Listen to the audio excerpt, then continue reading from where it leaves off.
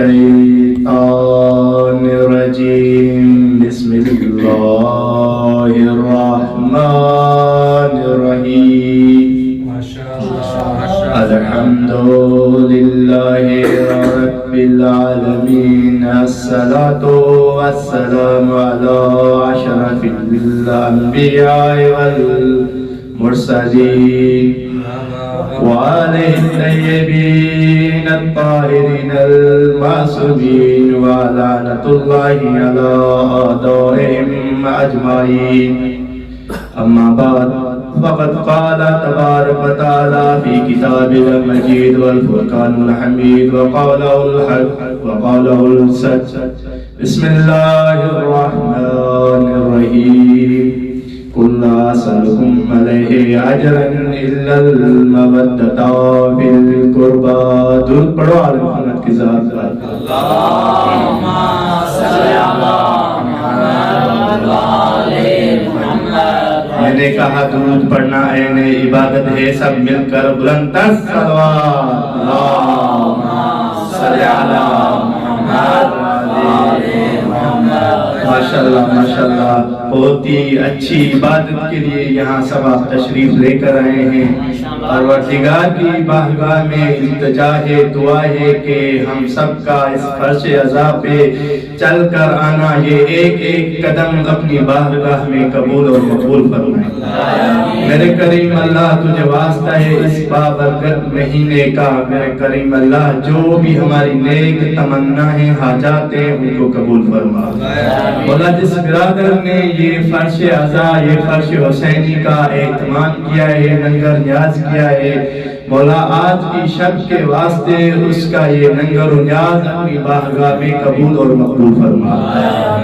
ان دعاؤں کی قبولیت کے لیے اور ہمارے امام زمانہ کے ظہور کے لیے بلند تر صلوات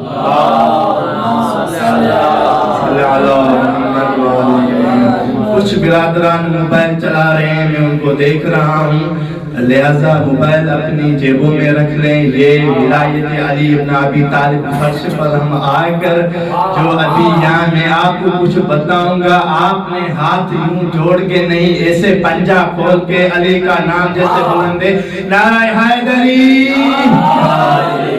مولا سلامت رکھیں میں پہلے بھی اپنی مجلس میں کہتا ہوں جس سے زہرا راضی ہوتی ہے وہی اس فرش عزا پر آتا ہے یہ چھوٹے چھوٹے بچے اور آپ سب عزیزان محترم اس فرش عزا پر آئے ہیں لہذا ان چھوٹے چھوٹے بچوں سے بھی حضرت زہرا راضی ہے تبھی یہ فرش عزا پہ بیٹھے ہیں ورنہ یہ گلیوں میں جا کے ان کی کھیلنے کی عمر ہے ورنہ یہ کھیل سکتے ہیں لیکن نہیں زہرا نے ان کا آج نام مجلس حسینی میں لکھ دیا اسی لیے یہ بچے بھی آج فرش عزا پہ بیٹھے ہیں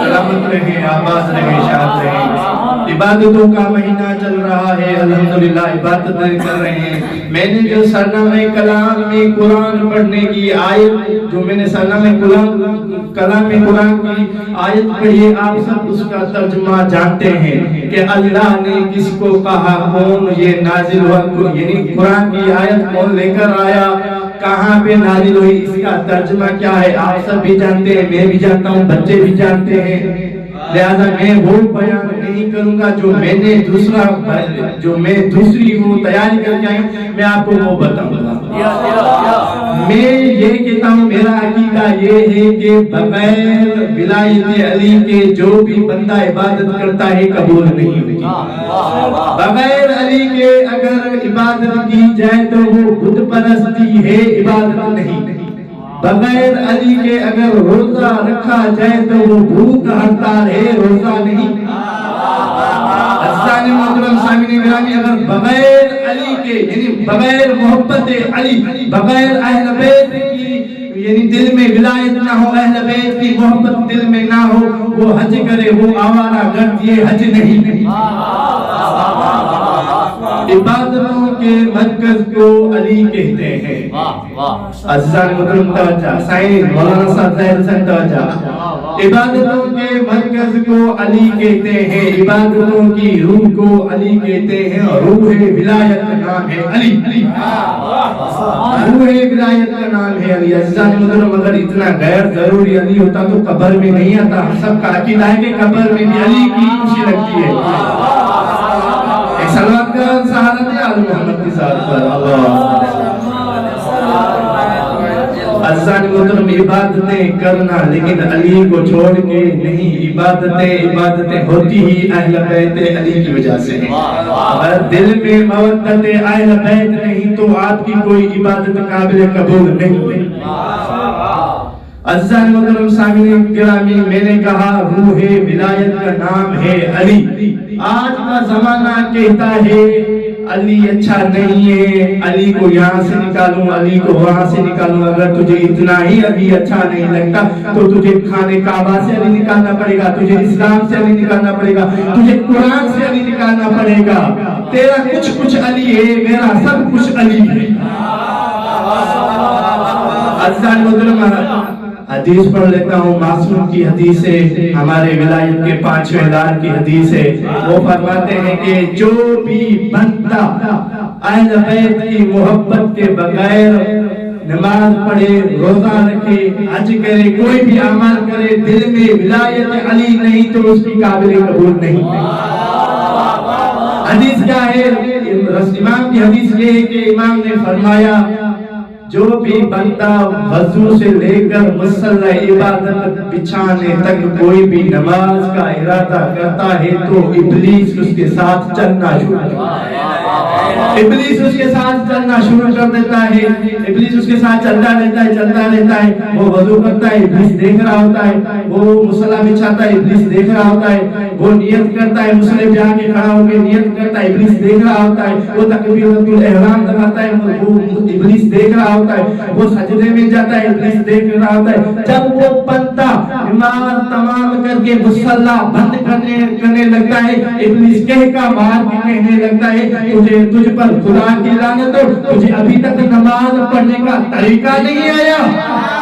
تجھ پر خدا کی لعنت ہو، تجھے ابھی تک نماز پڑھنے کا طریقہ نہیں آیا. اگر تیری قبول ہو جاتی تو میری بھی قبول ہو جاتی. تو بھی حجت خدا کا منکر ہے، میں بھی حجت خدا کا منکر ہوں. جب وہ اللہ شفیع اللہ کے منکر کو برداشت نہیں کرتا تو علی بن اللہ کے کیسے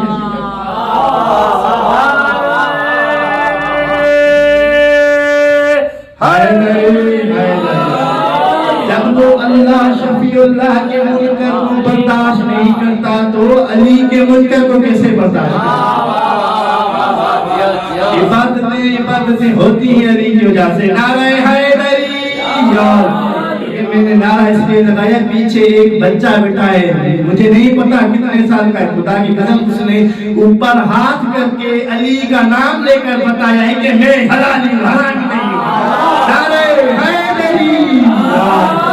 سلامت رہے. مان جائیں اس بچے پر جو یہاں پہ فرش حسینی پہ بیٹھ کے بتا رہا ہے کہ میں علی والا ہوں. عزیزان محترم عبادتیں کرنا لیکن علی کو چھوڑ کے عبادتیں نہیں کرنا. عبادتیں ہوتی ہی علی کی وجہ سے ہے. وہ خدا ان کے بغیر عبادت قبول نہیں کرتا.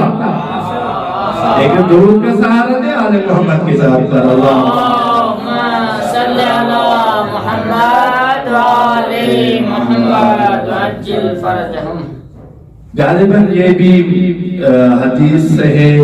رسول اللہ صلی اللہ علیہ وسلم فرماتے ہیں کہ جو بھی علی کو چھوڑ کر جس چیز کی یعنی کوئی بھی عبادت کرے تو وہ اس کی عبادت قبول نہیں ہوتی. رسول نے کہا احد کے پہاڑ کے برابر اگر کوئی راہ خدا میں سونا خرچ کر دے تو وہ اس کا قابل قبول نہیں ہوگا. کسی نے رسول اللہ سے پوچھا یا رسول اللہ یہ اس کا فلسفہ کیا ہے؟ رسول اللہ نے کہا اگر میرے بھائی علی کا کسی کے دل میں بغض ہوگا، احد کے پہاڑ کے برابر اگر وہ راہ خدا میں سونا خرچ کر دے اور صفا اور مروہ کے درمیان غربت کی حالت میں مارا جائے اور 100 حج مجھ محمد سے بہتر کرے، خدا کی قسم وہ جنت تو جانا دور کی بات ہے، جنت کی بو بھی نہیں سن سکتا۔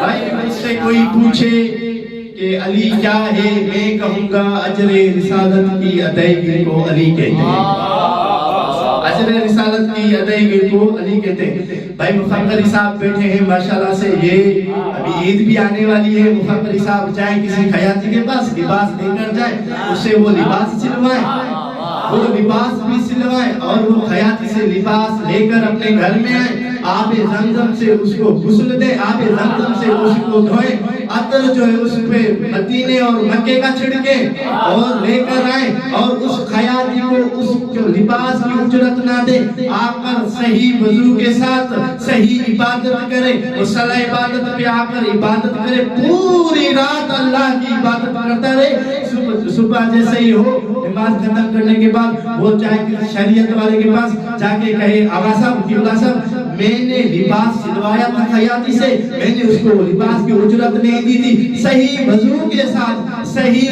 وضو کے ساتھ میں نے پوری رات اللہ کی عبادت کی ہے، کیا میری عبادت ہو جائے گی؟ کیا خداوند مطلق میری عبادت قبول کرے گا؟ وہ مولانا کہے گا تیری عبادت قابل قبول نہیں ہوئی۔ بھائی کیوں نہیں قبول ہوئی؟ کیونکہ تو نے اس کو اجرت نہیں دی تھی، توجہ کیونکہ تم نے اس کو اجرت نہیں دی تھی، خداوند مطلق تیری عبادت قبول نہیں کرے گا۔ حد ہو گئی ہے زمانے والے، تو اگر لباس کی اجرت نہ دے تو خدا تیری نماز قبول نہیں کرتا، تو اگر دین کی اجرت نہ دے تو تیری نماز کیسے قبول ہوگی؟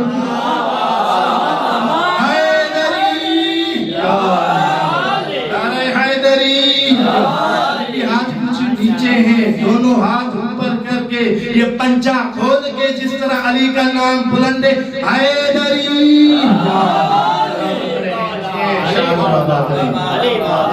الحمدللہ الحمدللہ ابھی عبادتوں کا مہینہ چل رہا ہے، ابھی عبادتوں کا مہینہ چل رہا ہے، عبادتیں کرنا لیکن ولایت علی کو چھوڑ کے کبھی نہیں، محبت اہل بیت دل میں رکھنا، پھر قرآن پڑھنا، پھر نماز پڑھنا، پھر روزہ رکھنا، اگر محبت اہل بیت نہیں خدا کی قسم کچھ قبول نہیں۔ ایک درود کا سہارا دے آل محمد کے ساتھ۔ عزیزان محترم ابھی الحمدللہ عبادتوں کا مہینہ چل رہا ہے، مسجدوں کے دروازے کھل گئے ہیں، عبادتیں کرنا علی کو چھوڑ کے نہیں۔ ابھی تو الحمدللہ قرآن لوگ اس طرح پڑھ رہے ہیں، حافظ صاحب نہیں آئے، ورنہ یہ جملہ میں نے خصوصی حافظ صاحب کے لیے یاد کیا تھا، وہ حافظ صاحب کے لیے جملہ یہ میں نے یاد کیا تھا کہ کیونکہ ابھی مسجدوں کے دروازے کھل گئے ہیں، حافظوں کی مارکیٹ لگ رہی ہے، حافظوں کی مارکیٹ لگ رہی ہے، سپیڈ و سپیڈ یعنی 100 کی سرعت سے قرآن پڑھا جا رہا ہے مسجدوں میں، حافظوں کی مارکیٹ لگ گئی ہے۔ خدا کی قسم اگر اہل بیت کی محبت آپ کے دل میں نہیں ہے تو یہ جو قرآن آپ پڑھتے ہو نا یہ بھی قابل ہے۔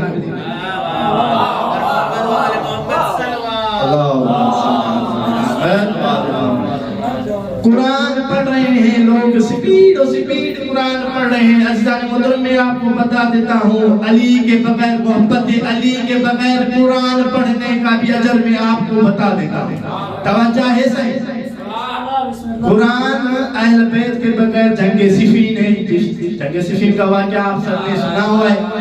مولا علی علیہ السلام نے مالک اشتر کو کہا، مالک جی بادشاہ، مولا کے کمانڈر تھے مالک اشتر، مالک اشتر نے کہا جی بادشاہ، مالک اشتر کو مولا نے کہا جاؤ حملہ کر کے آؤ۔ مالک اشتر گھوڑے کی زین پر آئے، جیسے ہی مالک اشتر نے چلنا شروع کیا دشمنوں کی طرف، کافروں کی طرف، خدا کی قسم انہوں نے قرآن ہاتھ میں اٹھا کر تلاوت کرنا شروع کر دی، تلاوت کرنا شروع کر دی۔ وہ گیا تو حملہ کرنے تھا لیکن واپس آیا، جیسے ہی واپس آتے اسے مولا علی علیہ السلام نے دیکھا، مولا نے پوچھا مالک حملہ کیا؟ نہیں مالک۔ کیوں؟ مالک اس لیے حملہ نہیں کیا کیونکہ وہ قرآن کی تلاوت کر رہے ہیں۔ مالک اشتر کو مولا نے کہا آپ یہاں رک جاؤ، بیٹھ جاؤ۔ مالک اشتر نے وہاں پہ، مالک اشتر کا بیٹھنا ہی تھا، مولا علی علیہ السلام گھوڑے کی زین پر آئے. ایک درود کا سہارا دے آل محمد کے ذات پر.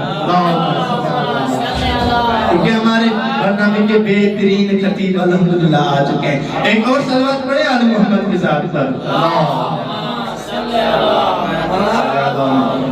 عزیزان محترم، جیسے ہی مولا علی علیہ السلام نے گھوڑی کی زین پر سوار ہوئے اور غیر کافروں سے مقابلہ کرنے کے لیے مولا کو مالک اشتر نے کہا بادشاہ کہاں جا رہے ہو؟ سلامت رہے.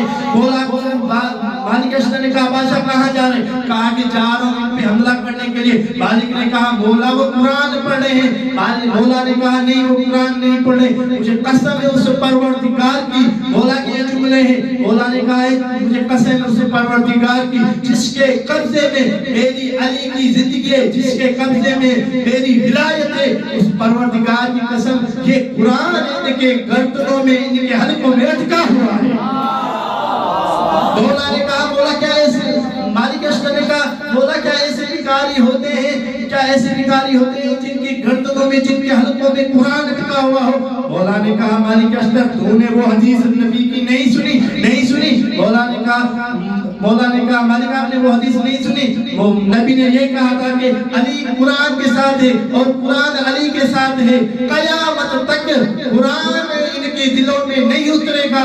قیامت تک قرآن ان کے حلقوں ان کے گردنوں میں پھنس